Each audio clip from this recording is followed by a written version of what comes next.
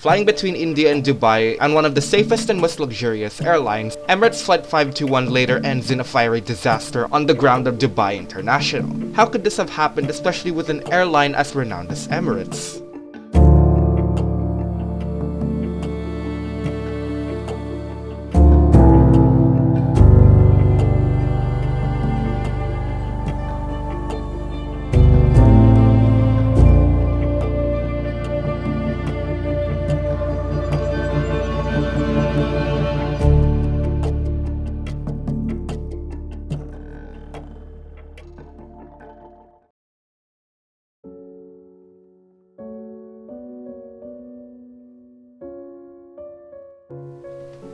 August 2016. Emirates Flight 521 is preparing for a short 3-hour flight to Dubai. The aircraft used for Flight 521 is a Boeing 777-300ER registered as Alpha 6 Echo Mike Whiskey, having its first flight in March 2003, being delivered to Emirates only a few weeks later. By August 2016, the plane had 58,000 flight hours. In the cockpit, the plane is piloted by an unnamed captain who is 34 years old with around 7,500 flight hours, and First Officer Jeremy Webb, a 37-year-old with around 7,900 flight hours. Assisting them for the flight are 16 cabin crew members for a total of 18 crew on board the flight. With them are 282 passengers, majority of which are Indian, for a total of 300 people on board the airplane.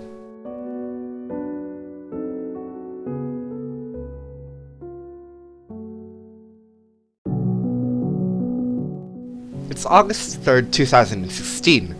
Flight 521 is boarding their 300 occupants at Thiruvananthapuram, or Trivandrum for short, for a short 3-hour flight to Dubai. They take off from Trivandrum at 10:34 local time, estimated to arrive at their destination in around 3 hours. The flight all the way until approach was relatively normal. The plane climbed 36,000 feet on its way to Dubai. At 12:04 p.m. local time, they started descending as they were approaching Dubai. The descent and approach phases were also normal at that point, but around 30 minutes from 12:04, while the plane was still approaching the coast of Oman, the UAE's Meteorology Center gave a moderate wind shear warning on Dubai's 2 runways, with a few aircraft ahead of Flight 521 needing to perform go-arounds due to the aforementioned wind shear. At 12:36, Tower gave Flight 521 clearance to land on runway 12 right, facing towards the Persian Gulf. Only a minute later, at 12:37, the plane went into final as they went over the runway threshold at an altitude of 54 feet. But as the plane continued to fly over the runway into the touchdown zone, the plane was still hovering. The plane was rolling left and right with the gears touching down for short periods of time around 1,100 meters or 3,600 feet beyond the runway's threshold. But only around 30 seconds after they started their final, the crew decided to go around. The captain pushed the toga or take-off go-around switch on his side and they started to climb again. As they proceeded with their go-around, the pilot set the flap to 20 degrees and put the landing gear up. But even after the pilot turned the toga switch, the plane's engine throttle still remained at idle, since after touchdown, toga switches don't automatically change into go-around mode. Because of that, as the plane was trying to go around, they started to sink around 12 seconds after becoming airborne at just a maximum of 85 feet. The pilots then manually pushed their thrust levels to maximum, but it was too late, as the plane impacted the ground at 12:37:38 with the gears still partially retracted. As the plane impacted the ground, the right engine detached and slid across the plane's wing, with fire emanating from both the right and left engines. The plane continued to slide across the runway and drifted 120 degrees before coming to a stop around taxiway Mike 13, with smoke emanating from the plane as they came into a stop.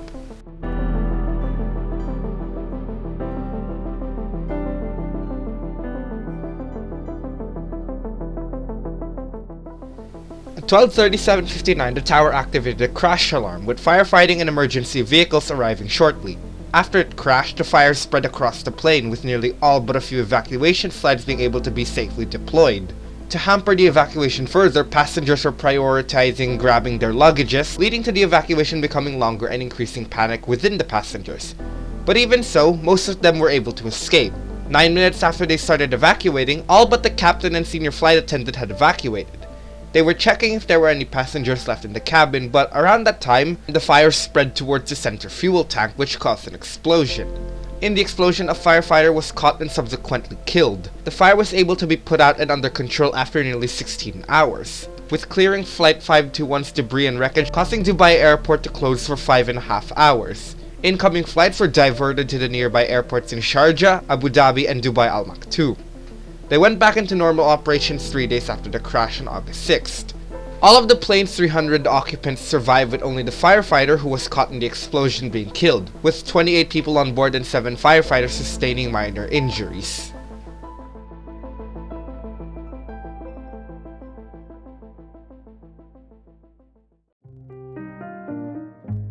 After the crash, the investigation was headed by the UAE's GCAA, or General Civil Aviation Authority, with assistance from the NTSB. They determined that the primary causes of the crash were from the flight crew not being able to properly handle the go-around procedure, having been relying on the automation procedures for the go-around, with other contributing factors such as the wind shear, which put them into the situation, but mainly coming down to pilot error, since during the go-around, the pilots did not properly scan and monitor the thrust levels, which showed the engine staying in idle despite the toga switch being turned on, with some fault being put on the fact that the plane didn't inform the pilots that the toga not being able to properly activate after touchdown.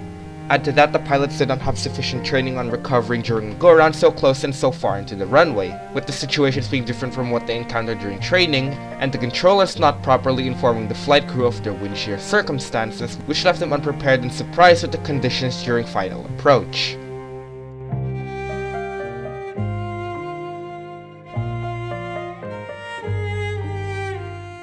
Eight days after Flight 521 crashed, Emirates provided $7,000 worth of compensation to the passengers. The GCAA later released a final report nearly 4 years after the crash in February 2020, and the cleanup effort took several days, leading to some flights needing to be diverted. The damaged runway was repaired only a day later, reopening on August 4th, with normal operations returning by August 6th. With the plane pretty much being destroyed in the fire and crash, Flight 521 remains as Emirates' only hull loss and a testament and lesson for when pilots rely too much on automation when flying aircraft.